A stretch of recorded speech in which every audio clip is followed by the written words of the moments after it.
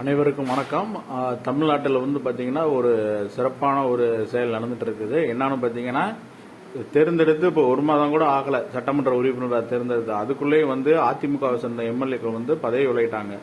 ஏற்கனவே 2 பிரிவாக பிரிஞ்சிருந்தாங்க. இப்போ அடுத்த கட்டமாக பார்த்தீங்கன்னா ராஜினாமா செய்கிறாங்க. இப்போ மக்கள் ஓட்டு போட்ட மக்கள் எப்படிப்பட்ட தலைவர்களை தேர்ந்தெடுத்திருக்காங்கிறத நம்ம கொஞ்சம் மக்கள் சிந்திச்சு பார்க்கணும். ஏன்னா இது போல நடவடிக்கைகள் மக்கள் பணம் தான் வேஸ்ட் ஆகிட்டு இருக்கு இல்லையா.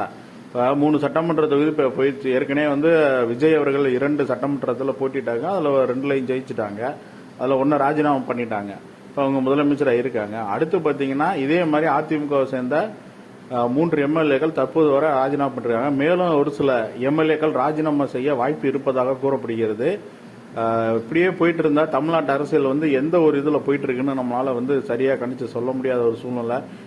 இதுல அதிமுக பலனடையுமா, திமுக பலனடையுமா, தாவேக பலனடையுமான்னு பார்த்தா மொத்தத்துல ஏதோ ஒரு 3ல ஒரு கட்சி இப்ப புதுசா தொடங்கினா விஜய் கட்சி கூட பயனடையலாம். ஆனால் மக்கள் மிகவும் ஒரு பெரிய ஏமாற்றுறபடிதான் இருக்காங்க. பார்ப்போம் தொடர்ந்து. ஏன்னா இன்னும் கொஞ்ச நாள்ல விஜய் அவர்கள் சொன்னதை செய்வாங்களா, செய்ய மாட்டாங்களா, எவ்வளோ அவங்களோட வாக்குறுதிகளை எவ்வளோ நிறைவேற்றுறாங்க அப்படிங்கிறதெல்லாம் இன்னும் போக போக தெரியும். பொறுத்திருந்து பார்ப்போம். நன்றி, வணக்கம்.